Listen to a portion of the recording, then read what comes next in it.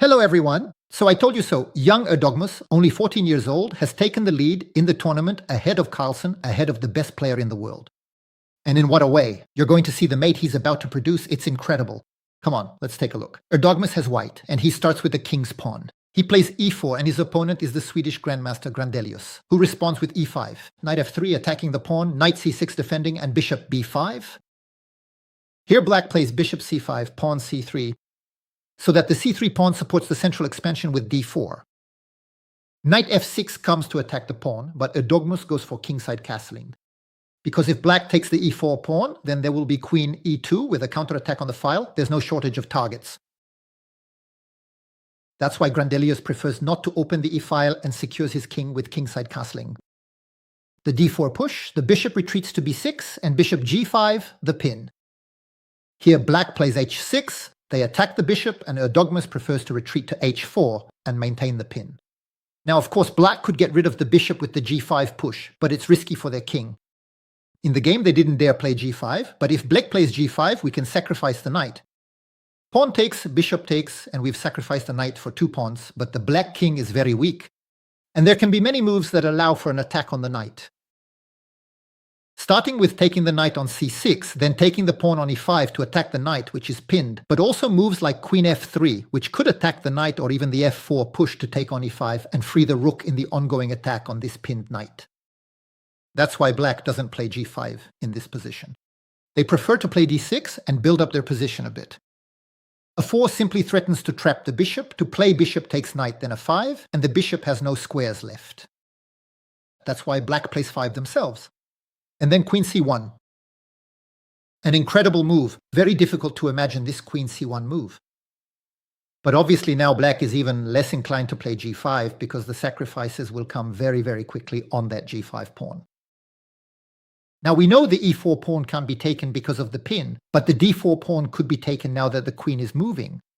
But if black takes on d4, which didn't happen, we could exchange the bishop for the knight and take back afterwards and still have this pawn center.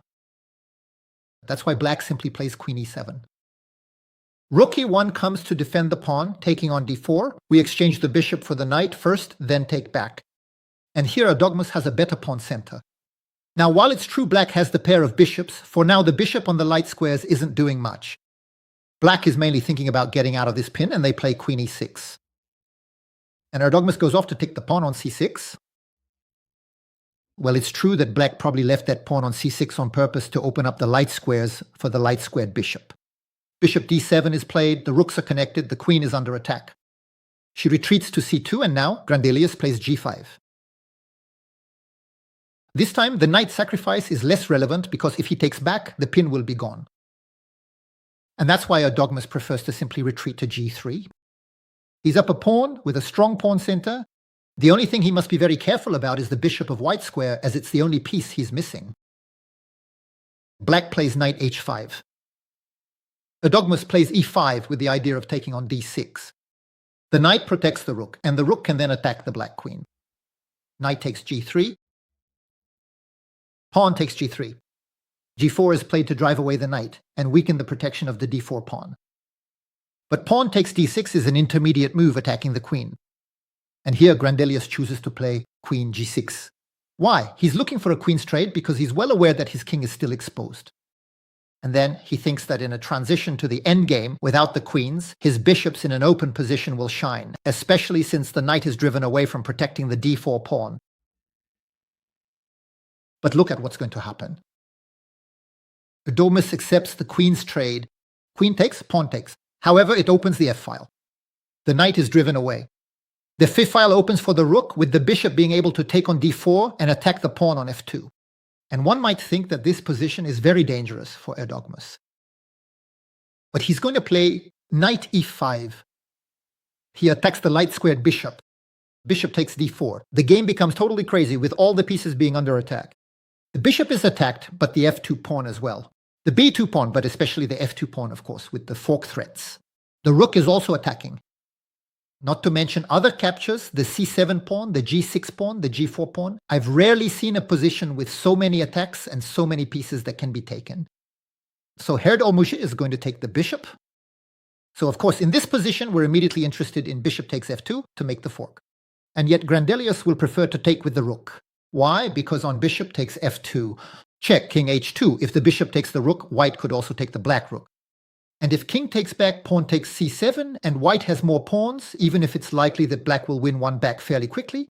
And if the black rook tries to play rook f7 or rook d8 to attack the knight, well, the white rook can come to a7 to defend it, quite simply. More interesting to take the rook and prepare a discovered attack. That is to say, as soon as the rook moves, the bishop will be revealed attacking the king. And if white plays king h2, then the rook f5, the bishop controlling the cage, g1 threatens the rook h5, checkmate. That's why, in the position, it's very dangerous. For Erdogmus, this bishop-king vis-a-vis, but he's going to play very precisely. He's going to play rook e4 to attack the bishop. Rook f4 check forces rook takes. And rook takes back. And this time, Grandelius might be a piece down, but he has two rooks. And for now, the knight and the white rook are not playing. Knight c3 is played. And here, Grandelius will take back with the pawn. The computer shows it was more precise to take back with the rook, but it's not easy to understand. In the game, Grandelius took back with the pawn. And here, a great move by Erdogmus. I invite you to pause the video so you can find it at your own pace. So did you find Erdogmus's move? It's a brilliant move. You know that knights are very strong at fork. But for that, they need to be able to approach the opponent's side.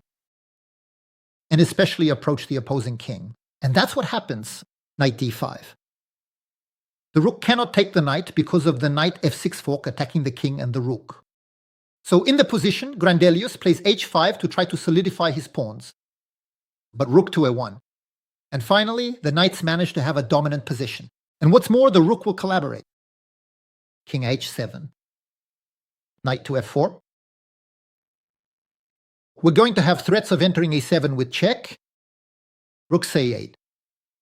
The king goes to h2. Erdogmus thinks to hide his king well. The knight on f4, what's good is that it also defends g2. If the black rooks want to enter the second rank, the knight defends well.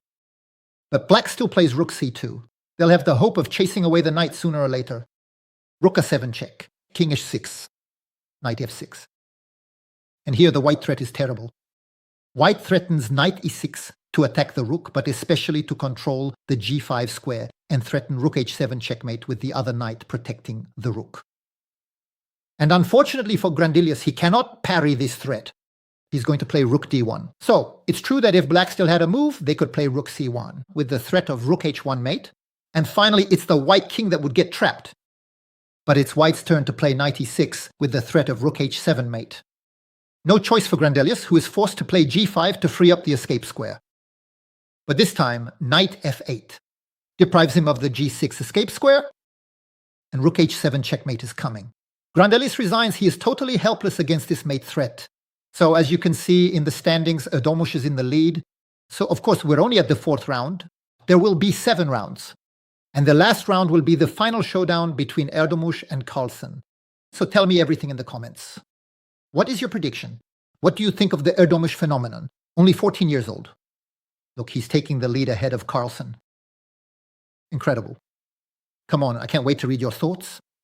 And you can leave me some thumbs up, comments, of course, share the video and support the channel. Goodbye, everyone.